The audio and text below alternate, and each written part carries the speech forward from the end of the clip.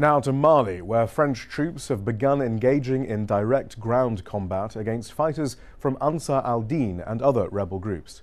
Although there have been uprisings in Mali since the 1960s, when members of the Tuareg community in the north began an insurgency, the Western intervention in Libya was the spark for the latest intensification of fighting.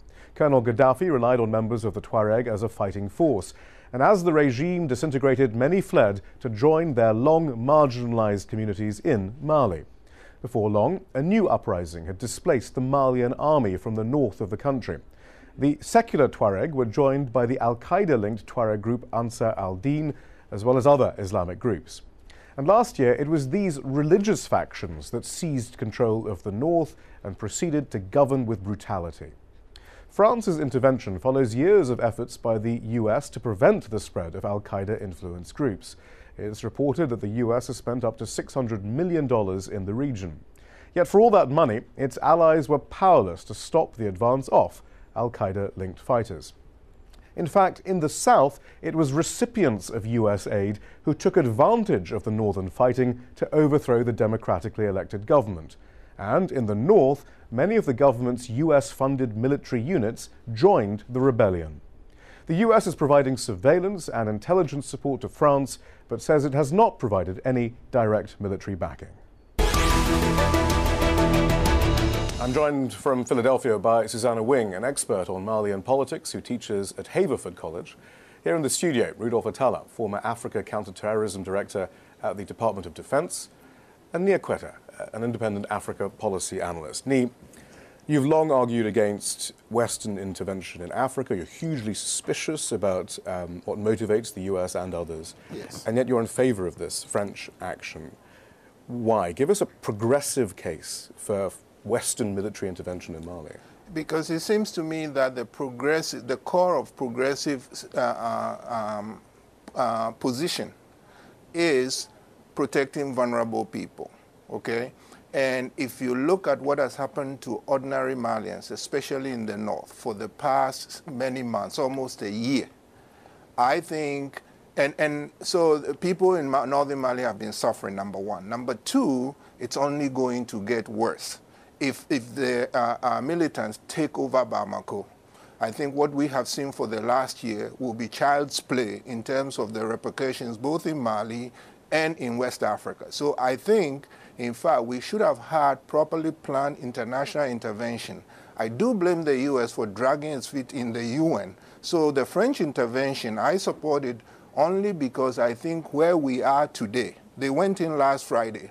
As of last Thursday, where we were, is simply such a bad situation that the French are the least bad option. But so we shouldn't look at this as just another self-serving Western hegemonic assault on Africa to protect its resources that will escalate the violence in ways that the architects in Paris and Washington can't even dream of right now. I really can't say that all that could happen. So it breaks my heart, but I do think that it's only because if we did nothing, the options will be worse. They will have all the motivations that we are usually suspicious of. But it also happens that with the African involvement, and if things go properly, this is the only chance Mali has of stabilizing the country and protecting itself. Because again, my key point is, if nothing is done, if we say because the West has such a bad record, and France and the US, we should sit on our hands and do nothing, all of West Africa will be in flames. Susanna Wing, I mean, there is this unease amongst critics of Western foreign policy about this intervention, but there is this case that it's all very well to sit in Washington or in comfort and say, well, the locals just have to make peace with Al-Qaeda. There's nothing we can do because, let's face it, the West are even worse quite often when it comes to exploiting Africa. Yeah, and I think what really needs to be stated is that the French, somebody simply had to act, because last week when Islamist groups made an advance, they were making an offensive, took over a town of Konna, and were advancing towards a major military airstrip in Sévaré. And so this was a crucial moment, and had the French not acted, the Malian military had no way to prevent this advance. So So I think we shouldn't forget that most Malians are very enthusiastic about this intervention, have been hoping and pleading for it for some time. So, you know, it is definitely an unsettling position for those of us who are not keen on military interventions. But given the events of last week, this was an essential move, I think. But how does the West look at this, Rudolph? And are there differences between France and the US and others then? Sure. I mean, France took a unilateral step forward. Great. Stopping the Islamists, great. However, there are several things that need to be factored in that I have not seen. One, they're creating space for an intervention force. Who's going to pay for that intervention force and how long? Amongst the people in the north, primarily the Tuareg, who've been displaced in refugee camps in neighboring countries, there's a major concern that now Mali gets the upper hand. All of a sudden, they start indiscriminate killing of Tuareg, right, which is part of their concern. Who are the West fighting on behalf of? Is the point? The West sees the northern problem as a purely Al-Qaeda problem. Unfortunately, Mali itself does not see it as an Al-Qaeda problem. They see it as a Tuareg problem. So the understanding of the problem set is vastly different between core people within the Mali military in the West. And that needs to be settled in itself. Well, we'll get on to the long-term implications in a moment, but this is what Carter Ham, the head of AFRICOM, the U.S. African Command, had to say about Malian intervention a few months ago. He said, as each day goes by, Al-Qaeda and other organizations are strengthening their hold in northern Mali, so there is a compelling need for the international community, led by Africans, to address that. Negotiation is the best way. Military intervention may be a necessary component, but if there is to be a military intervention, it has to be successful. It cannot be done prematurely. If there was an undertaking of a military endeavor today, and this is only a few months ago, my sense is that from a tactical assessment, it would be unsuccessful and it would set back the conditions even further than they are today. I mean, that's the point there. Even AFRICOM, who can't help but have noticed, you know, that through their prism of the war on terror, the spread of Salafists, and can't have helped but notice how minerally rich Mali is and its neighbors, that they weren't necessarily prepared for asymmetrical warfare in the sand dunes. And this is the thing with you know, respectfully to France, I'm glad they're in the fight. However, this is not a force on force. This is an insurgency war that we're fighting. You have to be prepared for it. The Islamists, for the longest time now, have been preparing towns of Gao, of Timbuktu, of Kidal to be an area where if an intervention force were to come, they've already dug themselves outside of these towns to carry an insurgency. This has to be, and plus they've also brought a lot of child soldiers that they've paid off and integrated. What are the rules of engagement when you go up against a 12-year-old that's brandishing a weapon that really doesn't want to be there? Neaqueta, you're very positive about Paris. They talk about wiping out the rebels. What does that mean in the long term? Where do they stop? What sort of war are we talking about here? This is, again, asymmetric warfare. You know, a reluctant smile came to my face because you said very positive. No, the French intervention worries me, but I do think that there was really no other option. For instance, negotiations. I mean, look, since the UN passed Resolution 2085, all the groups in the north, the military, the militias, the extremists, they said, okay, we want to talk. We will be on good behavior. What did they do? They destroyed more shrines, and they went all the way into the south, you know, closing in on Mopti. So you cannot take them at their words. They wanted to take over all of Mali before time passes. So I think the French intervention is dangerous and it is risky, but it is the best option we have. Because you can't leave them in charge of Mali. And all the Malians, all the West Africans, all the ECOWAS, all of Africa Union are saying, this is what we've been asking for. If I have any criticism, it's because the world didn't take it seriously. They took so long. Right. I know people who are saying, this is not Afghanistan, it's none of our business. It is our business. The U.S. had a role in getting Mali to where it is. Susanna Wing, can you, from what we've heard from Paris, though, did you think that their goals and the sort of rhetoric we're hearing, do they fill you with optimism and confidence about this campaign in the long term? No, I'm not. I would say optimism and comfort, certainly not. I think that my understanding is that there is combat going on right now in the streets of Jabali. I think that in western Mali, I think, there may have been a sense that this could have been taken care of with airstrikes, but clearly that's not the case. Yep. And I would like to kind of go back to the point made about this being a Tuareg problem, because I think that's really important to understand that Absolutely. it began as really a Tuareg separatist issue, but now it's really both. It's both a Tuareg problem, and Ansar Dine is led by Iagal Agali, who is a former Tuareg rebel himself, going back many years. So, but you have this religious fight going on at the same time that you also have the secular hope for Tuareg state in the north, and the south saying absolutely no change to the territorial integrity. But traditionally, of the U.S. country. and its allies haven't been terribly good at discerning who are the secular and who are the and who are the religious. Certainly in the north, I suppose. I mean, isn't that the problem? What is the end game? Even isn't this just back to having the south in charge? What happens to the Tuareg if the French are victorious? Frankly.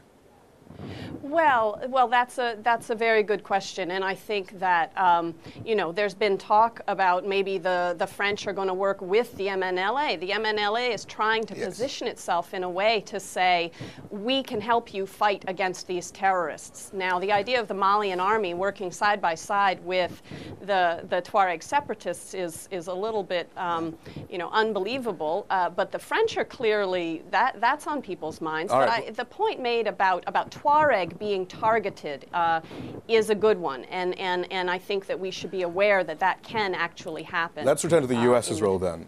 What are they going to do now? And of course, now we hear hostages have been taken. I don't know whether that has some sort of impact. But I mean, do they now go in?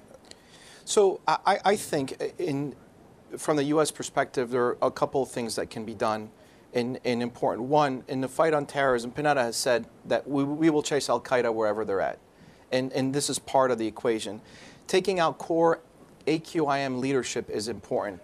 But also, it's important also to separate core MNLA from Ansar Dine. They are not the same. One side is radical on AQIM. I would say Iyad Aghali and Ansar Dine are pure AQIM through and through, even if they call themselves Ansar But you Dine. do think that? I mean, there was a sense that in some ways one of the reasons why they weren't too concerned, I mean, they were concerned, but not for intervention, is because they recognized that these are very local. Many of these were, perhaps Ansar al-Din had more of a local agenda than AQIM, so that perhaps they weren't as concerned. Whereas the French are very concerned because local means everything, because it's all about their uranium for their nuclear plants. Well, it's kidding that they have seven hostages in the north. The French have had them for a long time. The French, yes, have concern over potential blowback on the uranium reserves in Niger. They're concerned about the 6,000 French citizens in Bamako. There are several areas, but also the destabilization that it brings into the region. For the U.S., it's equally as important. However, with Libya, with Syria, with all these other things, and in a transition phase for the United States, it's just a matter of putting priorities in perspective. But isn't there also a recognition, perhaps, in the U.S. that they've completely failed in the Sahel and the Trans-Sahara Partnership? I mean, they had millions of dollars, and they were played like fools in some ways by the Malian government, amongst others, who perhaps had relations with Al-Qaeda and Ansar al-Din, and were using the money just to exploit the Tuaregs. No, let me put that in context. So initially, back in 2003, when Al-Para took 32 European hostages into the Sahel, the U.S. military built the Pan-Sahel Initiative, or PSI, to deal with Sahelian states in order to drive out Al-Para, and that was a success story. If I might, I think the reason they failed, because in my view, the strategy was too militaristic. Right. They should have worked with these involved countries to say, look, you have domestic problems of your own. Right. We need to take care of them. And they never help do that. you. They never do that. We only have 3 minutes. Long term,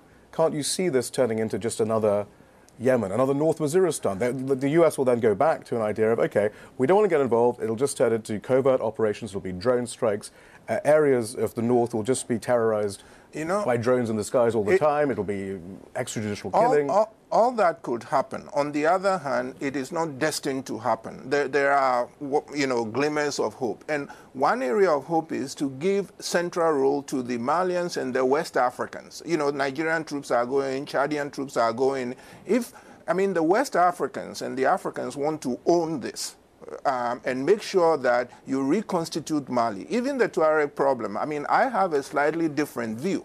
You don't use arms to slice off a country because the Tuaregs are not the only community in the north. You have to establish government authority and then you negotiate. For everything you want a complex approach in an era of the war on terror when complexity is simply, I mean, the prism is simply, let's get the Islamists once we're in there. It's not necessarily about equitable development. You don't think the French are going to ask for a price for this intervention I too? do worry about that, which is why I am actually... They want democracy or do they want to protect the natural resources and exploit them? Now, that's the one question I can't answer. I fear that they may look after their interests. But you see, this is why I think up until now, the U.S. has, as bad as sometimes its Africa policy, it has been far better than the French, which is why I worry that they sat on their hands, they slow everything down in the UN and allow the French to take the lead. If you look at U.S. Africa policy, there are communities here who would hold any American government's feet to the fire to make sure that the policy is good. I don't see that in France. So I wish that the U.S. had actually looked at it from an enlightened policy point of view and taking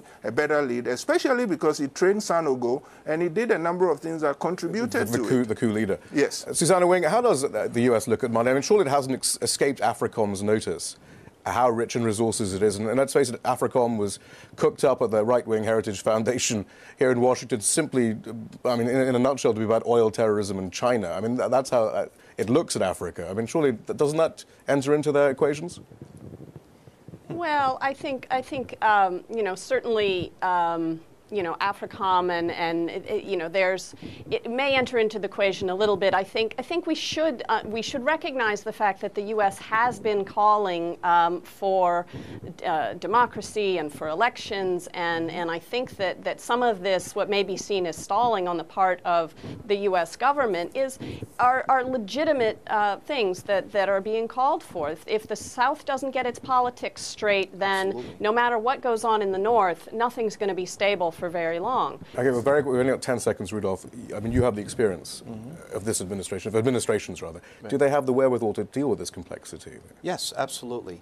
It's just we just need the State Department to start pushing in on in Bamako a little bit harder, and I think AFRICOM has got some ideas on how to deal with the threat and how to deal with it in a bigger term. Nia Quetta, thank you very much. Rudolph Atallah, thank you. Susanna Wing, thank you.